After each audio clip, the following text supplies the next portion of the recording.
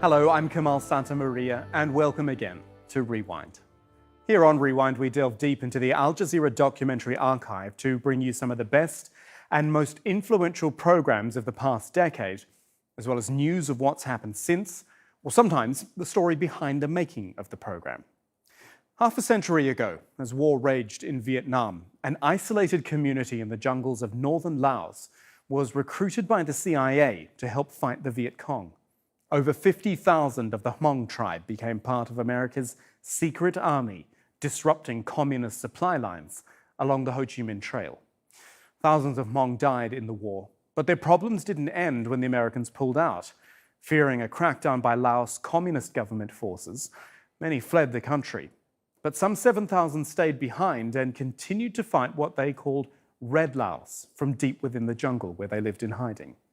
In 2008, Al Jazeera's Tony Birtley trekked uphill for more than 2 days through dense forests in search of the Hmong who were left behind. He found a settlement of fewer than 200 people, most of them born after the war, but still living as their ancestors had. He was the first outsider they had seen in 32 years. From 2008, this is The Lost Tribe, Secret Army of the CIA. An arduous trek through thick jungle, a journey to find a lost tribe. People who've been hidden from the outside world for more than 30 years. Too scared to leave the jungle, but too afraid to stay. People on their knees. They are Hmong, part of America's secret army in the Vietnam War. Now they say they're being hunted by the Laos army, picked off one by one. Time is running out for the Hmong of northern Laos. The dead of night and a rendezvous on the fringe of Asia's densest jungles. These are my guides. They are Hmong, a rugged, tough people used to harsh conditions, but a people living in fear. When we talk, we whisper. When we walk, we try not to create noise, and we try to avoid the danger. The danger is posed by the Laos army. They are everywhere, the Hmong told me, and ambushes are common. It's about midnight now. We've been walking for about 3 hours up this huge hill, always upwards, upwards. It's a torturous route for somebody like me, but for these young Hmong fighters, it's a normal walk in the jungle and the sort of care they have to take to avoid the Laos army. A few welcome hours of sleep beneath the dense canopy, awaking to the chill of an early morning in the highland jungle of northern Laos. Breakfast was a kind of yam, a staple diet for the Hmong, but something I would come to dread in the coming days. After 2.5 days of tough trekking, we reached the outskirts of the village and a quite unbelievable welcome. Nice to meet you. I'm Tony from Al Jazeera. I am Good. I am fine. Thank you. I was the first outsider anyone had seen for 32 years. For some, it was the first time ever. I didn't know it then, but my visit had taken on a significance I wasn't prepared for. They called me father and gave me a deep respect as someone who could somehow end their plight, give them a new beginning, and for the first time in a long while, give them hope.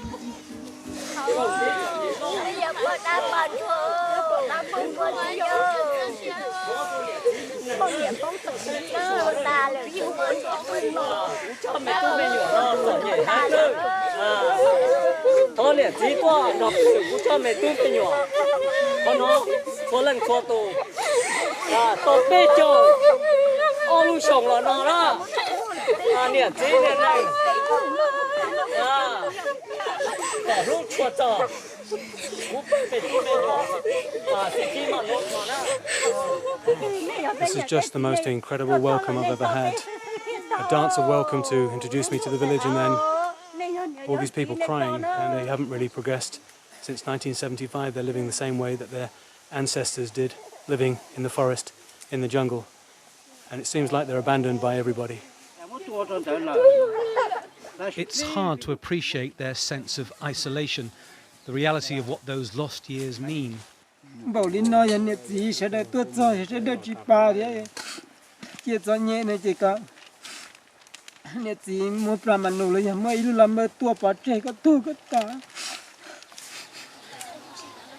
You don't have to be in this village very long to understand why there is such a sense of desperation. Children are visibly malnourished. They are dressed in old clothes, barefoot, or just with flip-flops. No medicine, no education, and little food. Almost a bigger fight than with government forces. Before coming here, nothing actually can prepare you for what you actually see, and that's the really depressing scene. People living on the lowest level of the human ladder, and you look around and you can't see much prospect for improvement. The emotion of these people, they've really come to the end of the line. They believe that if nobody helps them, it is really the end of the line and the end of the Hmong. Something like 580,000 people, Hmong, have died in the last 32 years, they claim. And if it doesn't get a solution, this problem, they reckon that all of the Hmong are going to die here in the jungle. The area is close to the Vietnam border, and where the Vietnamese communists had their supply lines, it was called the Ho Chi Minh Trail. 60,000 Hmong were recruited by America as part of the CIA's so-called secret army to fight the Viet Cong. But the fight against the Laos communist forces has continued long after the Vietnam War.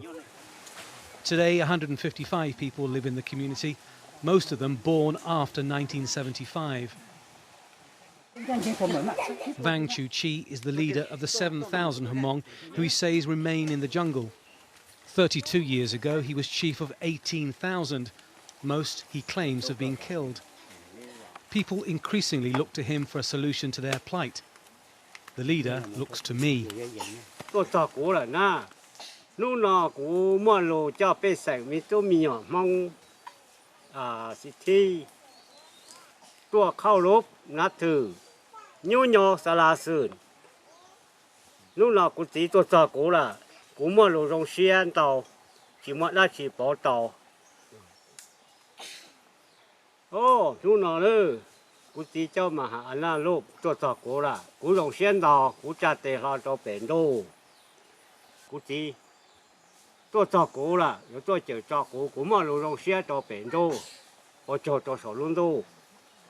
The Hmong revere him. As animists, they worship the land, the air, nature. Incense is used as a means to communicate with their gods.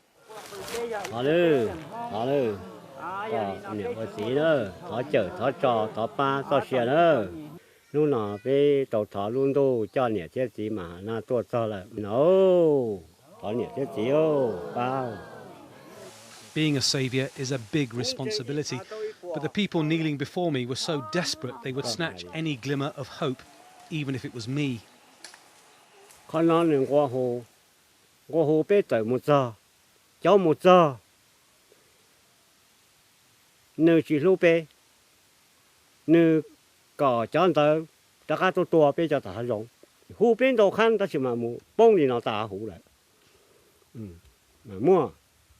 Well, it's a really strange situation at the moment. I was interviewing the leader, and then suddenly he declared that I was formally being taken hostage until the United Nations could resolve their problem here.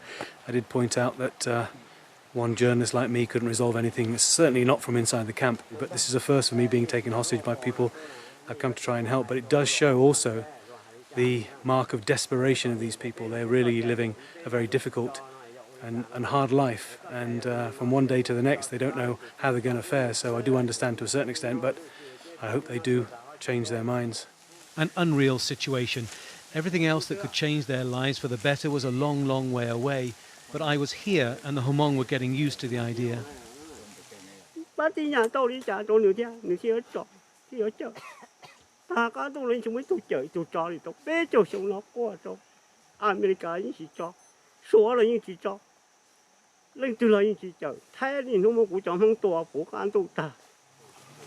People have been scarred mentally by their experiences. Everyone has been touched. Everyone seems to have lost family, all killed, they say, by the Laos army. Last year, the leader told me 54 of his people were murdered by the military, and there are physical scars as well. Chasio, 72, he claims 10 children and his wife were killed by the army, and then he stepped on a mine planted on a route villagers took to get food. mò cờ đó mu chỉ to đấy nè trên chỉ tụ pa nó mà tụ pa nó mà nị mà nó mu chỉ to đây luôn mu đây chỉ thế nó té tà gì mu chỉ to chỉ tụ lông lúc bắt tới trong này nó này gì còn nó chỉ mu to nên nè chứ lộ. My song is 59 and a grandmother. She has lost 5 sons, all shot dead, she says, by Laotian soldiers. She shows the scars of bullet wounds suffered when she went to dig for food.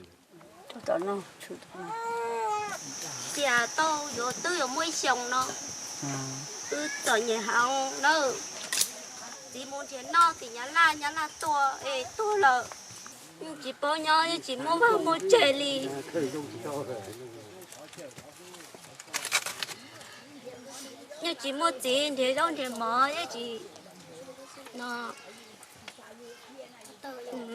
lô lì mà chỉ mua vào mua chơi nhau đi mà thọ lô thọ chở rau chở mò có mua cho xe lô. This is the food that people survive on here. It's the root of a plant, and you have to dig down about a metre in order to get it. It tastes something like potato. It's what we lived on for the 3 days in the jungle getting here. But the surprise was that this is what they live on every single day here. If they're lucky, they get 3 meals a day. If not, it's about 2.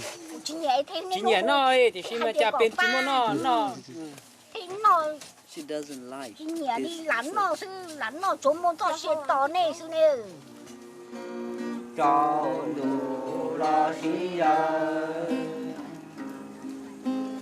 By the light of a campfire, they sing in hushed tones and dance the steps of their ancestors who moved from Mongolia to China and then to Laos.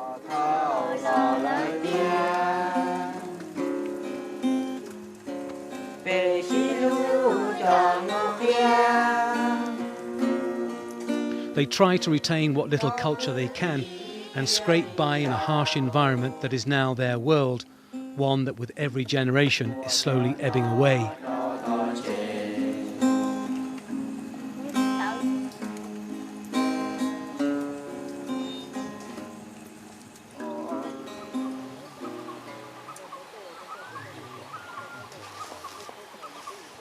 Dawn is always the most vulnerable time with the Hmong in the jungle, the time when the Laos army is most likely to strike. Morning.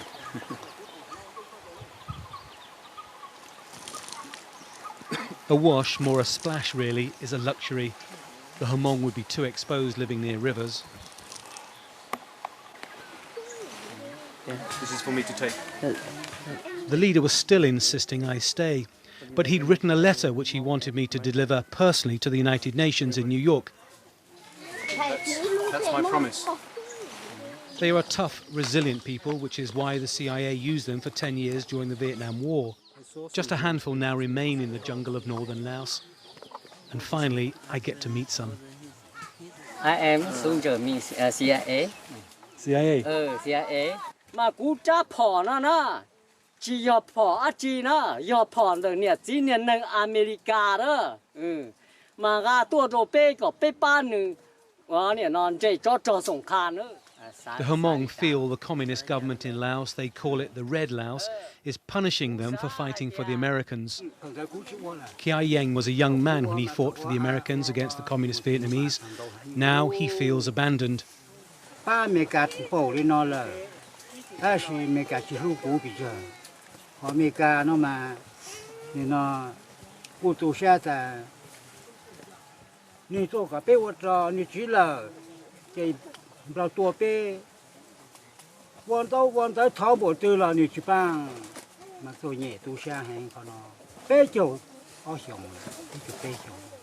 When you're watching the slow death of a people, it's hard to know what to do or even what to say.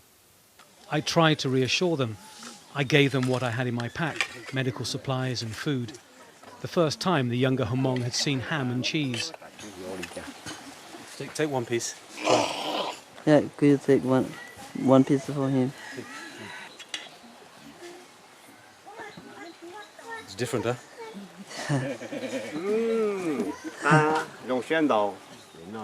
Sheepishly, they came forward for a taste. First the men,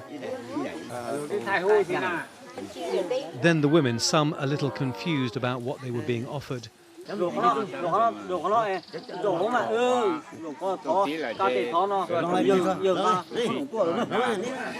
Then the children inched forward, wary and wondrous at the same time.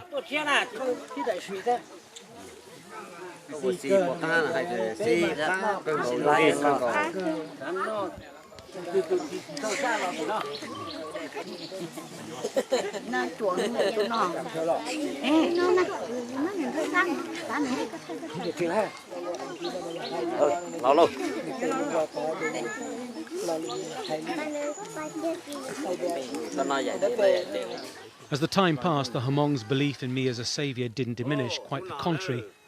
They feted me, killed one of the few chickens they had in my honour, and lit candles as a blessing to bestow on me good luck. They tied strings on my wrist to ward off the bad spirits. They knelt before me in acts of homage. It was all so overwhelming. This has been quite a moving experience. I've never had anything like this happen to me before, and there's some great belief that I can suddenly change around their fortunes, that I can single-handedly make the United Nations come in and do something. They're treating me like some kind of god here. And I haven't got the heart to tell them that so many other people around the world in so many other dire situations have been let down before by the international community. A chicken, no matter how small and anorexic, has good luck signs. The wishbone on this one suggested good omens, maybe my release.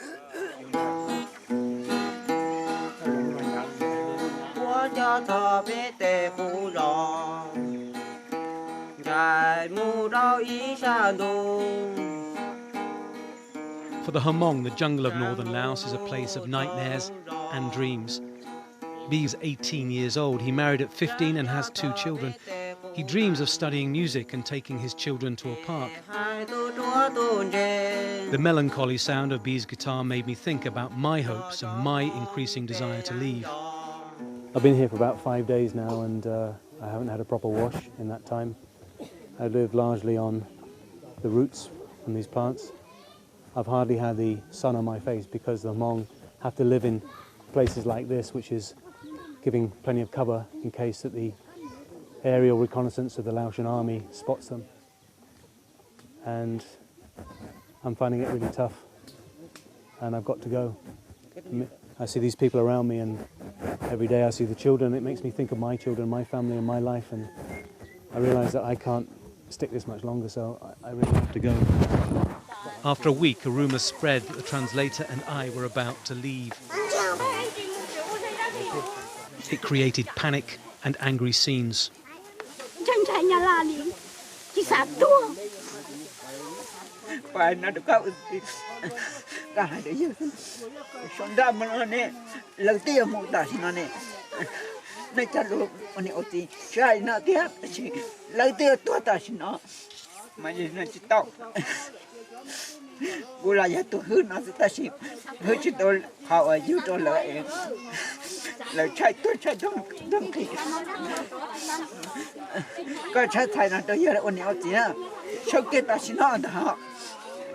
This is absolutely unbelievable. All these people, all these women have packed up their baskets, their clothes, their possessions, and they want to come with me. They want to walk out today, walk out of the forest.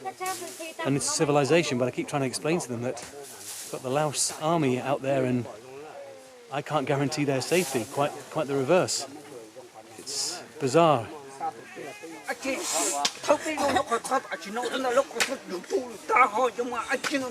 A heated argument about whether to stay or to go with me.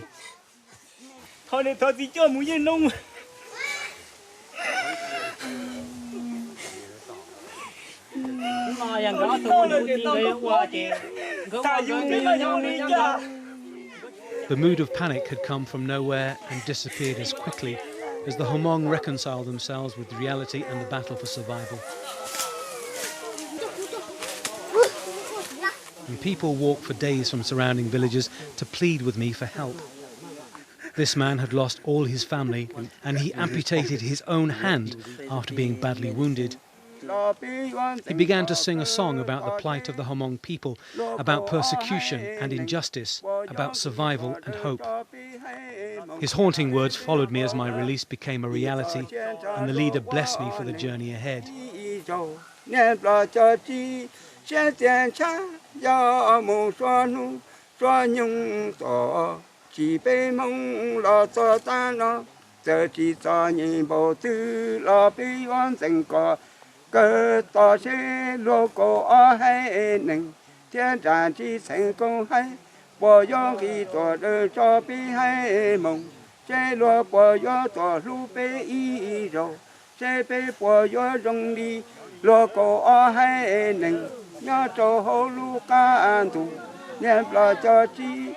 I turned one last time and I wondered what would happen to the Hmong of northern Laos and how many would live long enough to enjoy peace.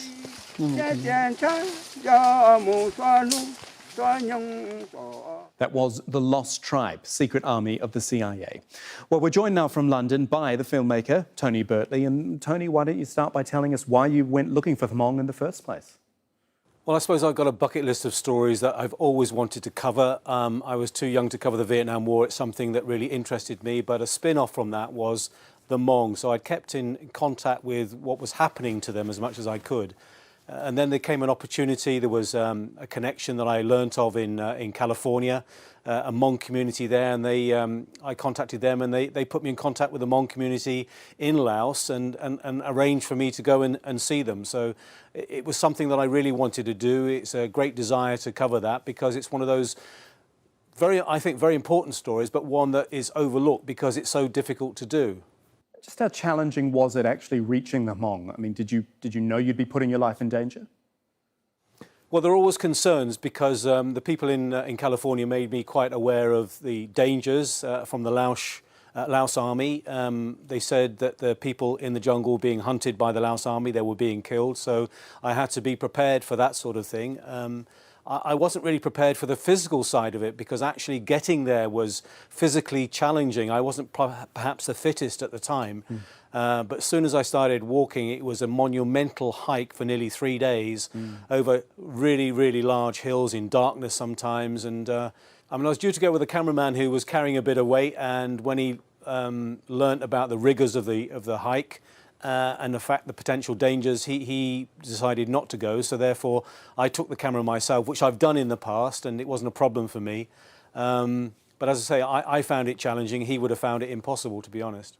Tony, you were seen as something of a saviour, but then you were also taken hostage. How did you cope psychologically? Well, I'm a tough old dog, so it didn't really get me down too much, to be honest. It was never a case of my life being in danger. I didn't fear these people. I understood their desperation, and they were using whatever bargaining tool they could. Nevertheless, Tony, I guess this is one of those stories that really stays with you long after you've left. Well, it was a profound experience because I never really expected to find what I did. I didn't understand from all my research the deep fear and the deprivation of these people. So to actually go there, from the moment I entered their camp, they were on their hands and knees praying and crying, and this was not just to greet me. It was not a show, because in the course of the next week I saw this on a regular basis, people crying, people pleading with me, people saying they've got no hope, they're all going to die. They all had stories about, you know, their loved ones being killed, they said, by the Laotian army. The fact that they were on the run, they were sick, they were needy, and they had very little. You also made a promise to take this up with the UN. Did you manage that? I went to New York, I went to the United Nations, I wrote to the Secretary General, I told everything I saw, I gave a link to the documentary I did. Absolutely nothing happened. When I raised it in a press briefing to the UN's press people, they looked at me like, yeah, and what? It didn't register on the social consciousness of the United Nations or, in fact, the world. So I feel a tremendous sense of failure, and I suppose that's why the images have stayed with me so long, longer than some of the other horrible things that I've covered. Tony Birtley, great talking to you. Thanks for joining us on Rewind. And that is it from us this week. Be sure to check us out online, though, the Rewind page at aljazeera.com for more films from this series. I'm Kamal Santamaria from the whole team. Thanks for joining us. See you next time.